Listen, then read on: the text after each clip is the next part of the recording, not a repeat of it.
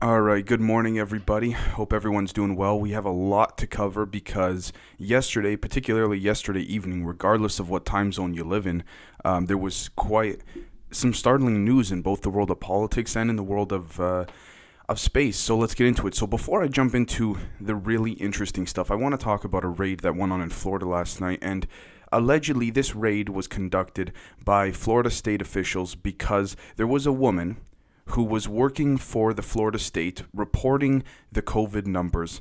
And she had helped develop a system and a public database that helped to track these numbers. Now, allegedly, and I say this carefully because there's always two sides of the story here, right? Allegedly, she left her post at the official government job there because of the fact that she felt that she had evidence that the state of Florida was actually underreporting the numbers of COVID cases they had. Now, one thing I want to say here is that I'm not trying to be like certain news outlets that cover just the left side of the aspect or the right side of the aspect. I'm trying to play it right down the middle for the simple fact that I just want to report it and then I want to hear what you guys have to say. So what we have to understand that no matter the situation, there's always two sides to every story, and that may not be the most popular thing to say these days or to say right now. But with that being said, we have to consider both aspects because, according to this Florida raid, aside from the official statement made saying that they raided the house because of the fact that they believe she had technology and was hacking into the public database of the Florida COVID numbers in order to support her own independent work, is a little fishy to me. And again, we don't know if they went in there for other reasons, of which they're not saying, but according to the woman herself who tweeted out last night pretty much her perspective of the story, saying that they were there for about 20 minutes knocking. That was actually one of the few facts that both sides could actually agree on. Then they let her in, let them in finally. She let them in. And then allegedly she claimed that they drew their guns when her family came downstairs, because I believe she lives in a townhouse, or based on the camera footage of the bottom floor, you could see that once you walk in from the entrance, there's stairs going directly up. So apparently they drew their guns on her family, and she was extremely concerned because of the fact that they drew guns on her kids. Now, I'm not trying to discredit her and take away from that. With that being said, there's two sides of this story. There's the side of the fact that she's a whistleblower, then there's the other perspective, which is that there's the other perspective, which is that she fundamentally disagreed with the way that Governor Ron DeSantis is running things and reporting things. And whether or not that's the case, I'm not sure. Whether or not Governor DeSantis authorized this raid personally, I don't know the specifics as to how Florida law works and what have you, but it's something that has to be addressed. And just because there's two sides of the story and there's two bases of arguments here, doesn't mean that it shouldn't be covered. And so I think that it's far too early to figure out what happened. Look, at the end of the day, we know for a fact, we discuss it on the other episodes all the time, that if the government wants you, they got you, right? Now, I'm not saying that this was something that Ron DeSantis or the Republican Party authorized, because again, I don't know the specifics, but at the end of the day, if any major organization or institution wants to come after you, they will find any reason, legitimate or BS, to do so. And I don't want to say that's what happened here, because there may in fact be legitimate reasoning behind it, but the problem here is that people are spreading this information online, this story, with their own perspective or their own, I guess we could say, unintentional twist to it. And then it's being fact-checked by the establishment media. But the problem with the establishment media is that we don't know how much we can trust it. And the point of this here is that, guys, it's bad when we have to question both sides. There's not even a side that we think we can trust anymore. That's how you know it's bad. So, again, I know there's a little more detail to the story, but it's just something I wanted to touch on, because I don't care personally what perspective you're from, whether you're center right, center left, middle right, middle left, or far right, far left, what have you. It's not right. Let's assume it's true for a second. Let's just assume that guns were put to her kids' heads. That's not right, especially for state officials, particularly in a time when defund the police is such a big thing and Black Lives Matter is such a big movement. I don't advocate for violence in any sense of the word. I don't care what view you're on, what party you affiliate yourself with, or if you're an independent, or if you're truly a free thinker. I'm just here to present the facts, but I also think at the same time that any form of violence, if that happened to our children, should not have been used whatsoever. Again, we have to dig through all the BS behind all this because of the fact that the government themselves, the government of Florida, their official public statement may in fact have been a manipulated lie too. So we have to weigh both options here. And we have to see what's going on. You have one side of the argument that says that Governor Ron DeSantis, even though it can't be proven, was allegedly responsible for this directly because he doesn't want this woman going out on her own independently online and revealing the real numbers. Then there's the other side of the argument that regardless of what party you belong to, this is authoritarianism rule in a certain sense, or crony capitalism for the oligarchs in a certain way. But again, I don't want to jump into that too much. I just wanted to cover it so you guys can get a grasp of what's going on here. Now, let's jump into the really big news. Israel. As I'm sure you guys heard, and I posted on my YouTube last night, just a quick post to let all you guys know for those who didn't, the former Israeli space defense minister, essentially, who's 87 years old, said that extraterrestrials are living among us and they have been for thousands of years, and that they have contracts signed with both Israel and the United States and many other countries as well, by the way. And he also said, now this is where it's interesting, he said two things that really caught my attention. Again, assuming this is not a disinformation campaign and he's not, I don't mean to disrespect the guy, but he's not senile, assuming those two, we put those two aside, the man has tremendous numbers of achievements and awards. He's respected by everybody. He did say that he decided to come out now because if he had said something 5-6 years ago, he said he would have been put in a mental institution. Pretty much trying to say that the way humanity's thinking has evolved in the last 5 years has really become so rapid that people are starting to accept the whole UFO phenomenon and alien phenomenon even more. Now, the two most interesting things is, number one, he said that Trump was about to expose it, and then the aliens asked Trump not to because they feel humanity's not ready and they didn't want to create a mass hysteria, particularly with the virus that's going on around the world right now. With that being said, there's a few things that I find a little bit interesting here, and that is that first off, how the heck, I don't, in this particular scenario, I don't care what side you're on politically or if you don't have a side, how they got him not to tweet about them, I don't know. Whether you like him or not, he's a prolific tweeter. Everyone's got to admit that, right? So honestly, I think that he's not, I think Trump, even though some people might think he's stupid, I think in a lot of aspects he's not. And I think that he has a sense of self-control a lot of people kind of tend to overlook. And I believe that if he understood the seriousness of things, in which I'm sure they did, they probably sat him down and said, this is probably one of the most best kept secrets in the world at the moment, he probably would have listened and respected their wishes. All right.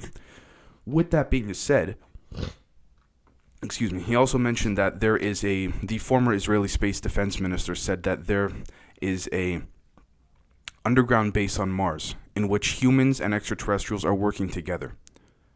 Now, he also said that these extraterrestrials are attempting to find the answers and understand the fabric of our universe the same way that we are. They're just on a much more evolutionary scale, and their politics don't interfere nearly as much as ours do with one another. He also said that allegedly the extraterrestrials are willing to share almost all the technology that they've developed with us if we just end the what they say to be the pointless wars, right? And I agree very much so. I mean, I'm not trying to get into the whole subject of war at this time, but I think that we need to understand that certain things are bigger than money. Certain wars, I believe, are necessary to defend a nation if you're attacked, but certain things are bigger than money. And so at the end of the day, what we have to look at here is we have to look at the consistency of all of it, because if we take a look at a gentleman by the name of Paul Hellyer, who was the former Canadian defense minister years and years ago, who's still alive to this day, who still goes on any mainstream media network or any independent news network that will have him, he says the same thing that this Israeli former defense minister says, or former space defense minister says. And that's another thing as well. The consistency lines up. This Israeli defense minister also said that there are 4 species that we have contractual obligations with, in terms of working together technologically and spiritually. And Paul Hellyer said the same thing. And Paul Hellyer said this, I believe the first time he came out with it was 2014, I think it was, if I'm not mistaken.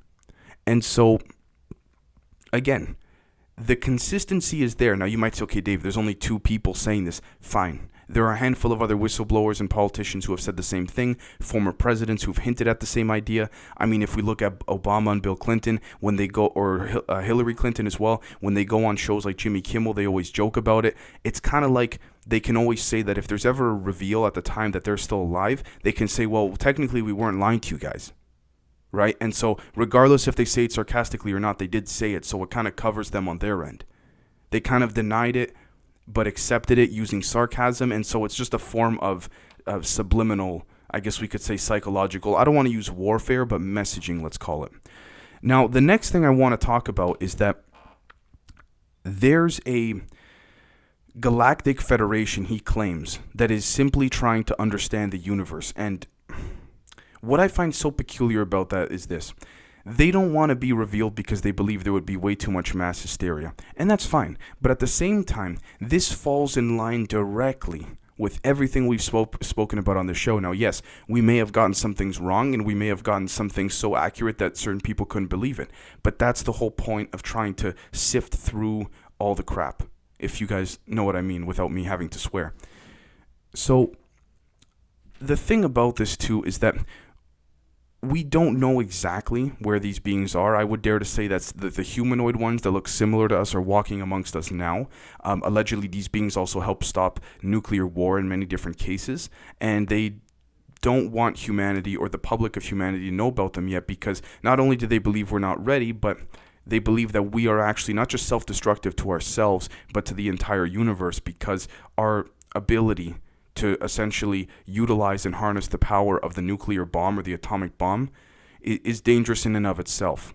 And so I feel like, honestly, these other civilizations, maybe not all of them, but these civilizations do not have, I guess we could say, factions or institutions or mass groups of people that are trying to suppress the rest of them. Maybe they've gone through war before and they understand. We don't know. But it seems like what this Israeli space defense minister says, assuming it's not disinformation and assuming that this gentleman is, and again, I mean no disrespect because I don't know his personal health record, is not senile or experiencing some type of form of, I guess we could say, amnesia or hypnosis or something like that. I mean, many former U.S. Navy pilots or soldiers have come out who have been given classified access to these kind of things, who have shared pictures with people of these aliens, and you can find the interviews on YouTube. They would say these things on their deathbed and what have you. Now, that pretty much covers that. And if I missed anything, feel free to add it in the comments. Now, the next thing I want to talk about is this mysterious Indian virus. Now, there's, not even virus, but illness. There's a mysterious illness happening within a particular part of India. Off the top of my head, I cannot recall. But it is infecting people and making people act weird, and they don't know what's causing it. They don't know what it's doing when you catch it. They don't know how long you have it for. They don't know if you can catch it again. It's pretty much, I don't even want to say COVID 2.0. It seems like it's something far worse than that, to be honest with you. And so when I look at this and I take a step back, I try to get the perspective of all you guys too, especially you guys who've been commenting, because I try to absorb your rationale and way of thinking, because I really respect and appreciate it. And so when I look at this, I say, my God, if this isn't contained, and if this is able to spread in any form, not even air, if it's able to spread through touch, we're screwed. Like, if we haven't learned from this time around, I mean, whether you want to believe if COVID is real or not, or anything of the sort, at the end of the day, it's caused, you cannot deny, it's caused pardon my French here, a clusterfuck around the world. And so I think that if this is not handled and mitigated and condensed properly, then I don't know what to say. I mean, listen, at the end of the day, assuming the science is accurate and real, and again, this hasn't hit the mainstream media yet, but I imagine if it keeps persisting and spreading, it will in the next handful of days. They need to lock that whole geographical area down. There's no other way. They got to quarantine it. Now, the one thing I want to mention as well, too, is that because of the fact that there's not much information on this, it's hard for me to speculate. So I'm not just going to come up and just imagine things and pull things out of thin air. But at the same time, we have to look and say, okay, this is happening and accelerating, this Indian illness, on a minute by minute, second by second, hourly basis. So as each hour goes by, we risk the chance of this spreading in a certain way. Now, I'm not trying to fearmonger or create some type of, let's say, mass hysteria of any kind, not even close to that.